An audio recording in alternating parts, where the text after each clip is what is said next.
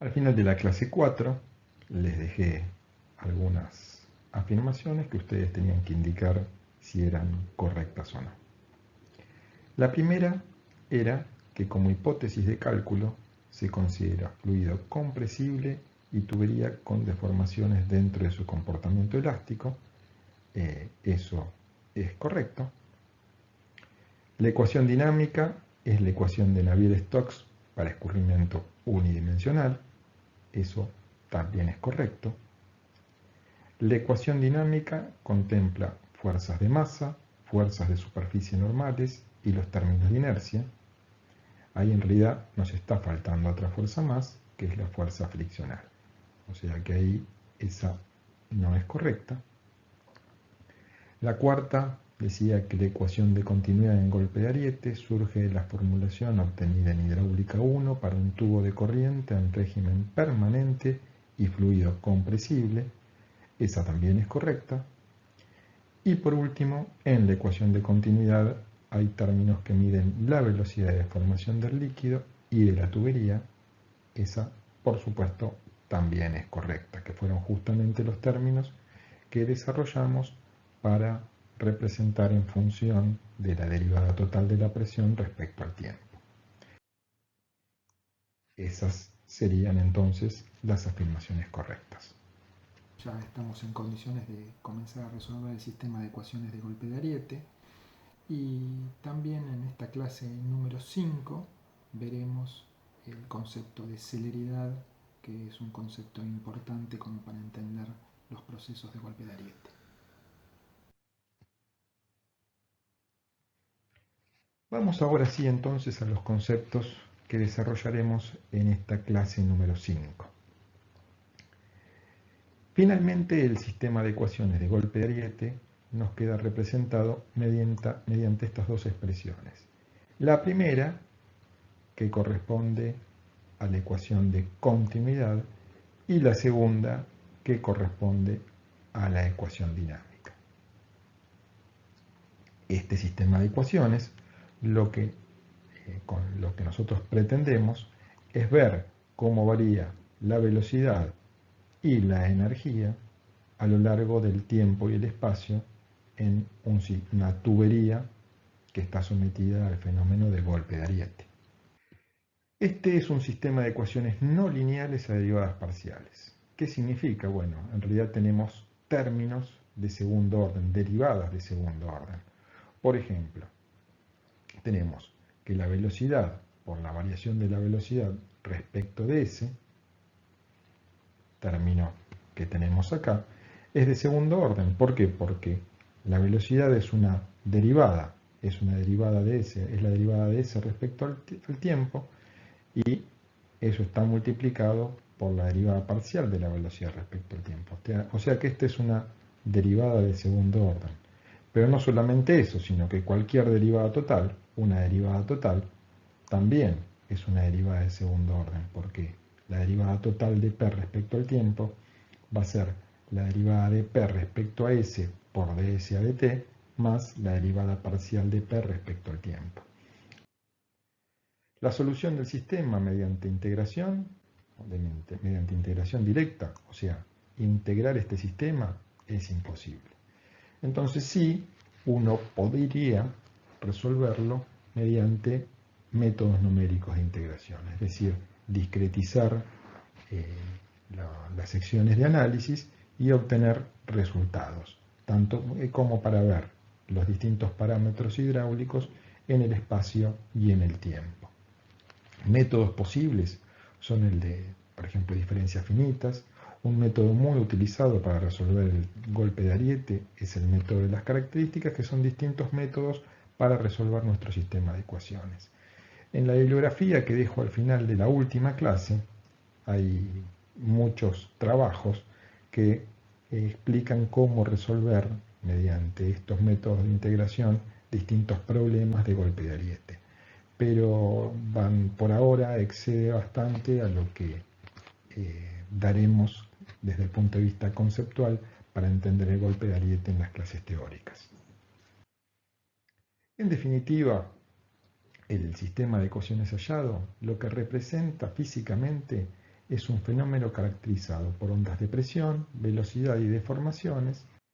Estas ondas se originan en elemento de operación. Recordemos que el golpe de ariete es un fenómeno que se produce por una operación de algún elemento que hace que se modifique el caudal que circula por la tubería. Entonces estas ondas se originan justamente en ese elemento de operación, que puede ser una válvula, puede ser una bomba, puede ser una turbina. Ese elemento es el que produce la perturbación inicial y que genera el cambio de cantidad de movimiento en el sistema, y desde el elemento de operación se propagan al resto de la conducción, como ya vimos en clases anteriores. Un parámetro que yo les dije que era muy importante cuando analizamos la ecuación de continuidad del golpe de ariete es este parámetro A.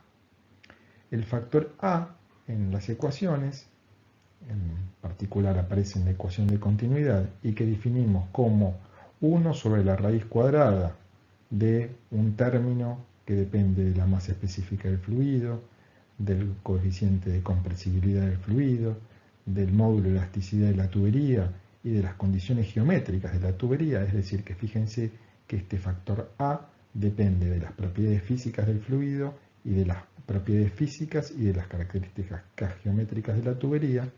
Vamos a demostrar que es la celeridad o velocidad de propagación de esas ondas de presión de las que habíamos estado hablando recién. ¿Cuánto vale A? Si uno quiere ver cuál es la velocidad de propagación de una onda en una tubería de cierto material que transporta agua y reemplazando las propiedades físicas más específicas y módulo de compresibilidad del agua, podemos tener velocidades que van de 1200 a 15 metros por segundo o menos. Esto en realidad, la variación en este rango de valores, que como ven es grande, tiene que ver con las características del material de la tubería. Si la tubería es muy rígida, por ejemplo acero, las velocidades pueden llegar a 1000-1200 metros por segundo. Si es menos rígido, como al ser plástico reforzado con fibra de vidrio, puede estar en la mitad de la velocidad en una tubería de acero que transporta agua. Y por ejemplo, si uno tiene un caucho comercial, una manguera, las velocidades de propagación de las ondas van a ser mucho más bajas, del orden de 15 metros por segundo. Vemos que estos límites de variación de la celeridad son muy grandes e incluso si uno, como depende no solamente de los materiales, sino de las propiedades físicas de los materiales, por ejemplo, si uno tiene que una tubería está anclada, tiene elementos de control y en realidad puede hacer incluso que esos elementos geométricos o si tiene juntas de expansión, revestimientos, etcétera, hagan que la celeridad también cambie. Es decir, la celeridad es un parámetro que depende del fluido y de la tubería, pero de todas las propiedades de la tubería. En el caso del caucho comercial, que habíamos visto que andaba en el orden de 15 metros por segundo, la celeridad, es interesante porque adquiere valores similares a la velocidad de propagación de las ondas de presión en el torrente sanguíneo humano. Obviamente nuestras arterias tienen una cierta flexibilidad, no son tan rígidas y como veremos, después vamos a poder analizar que las sobrepresiones que se generan por el golpe de ariete son función de esta velocidad de propagación de las ondas también. Entonces, si uno tuviera conducciones más rígidas, las sobrepresiones van a ser mayores. Eso es lo que uno podría asimilar a lo que sucede a medida que nos vamos poniendo viejos, las arterias se rigidizan, entonces los efectos del golpe de ariete debido al funcionamiento de nuestra bomba que es el corazón, hace que tengamos mayores sobrepresiones. Por eso, cuanto más viejo es uno, las arterias son más rígidas, las sobrepresiones son mayores, podemos tener, a medida que vamos envejeciendo, problemas debido a eso que un bebé con arterias totalmente flexibles no tiene, ¿sí?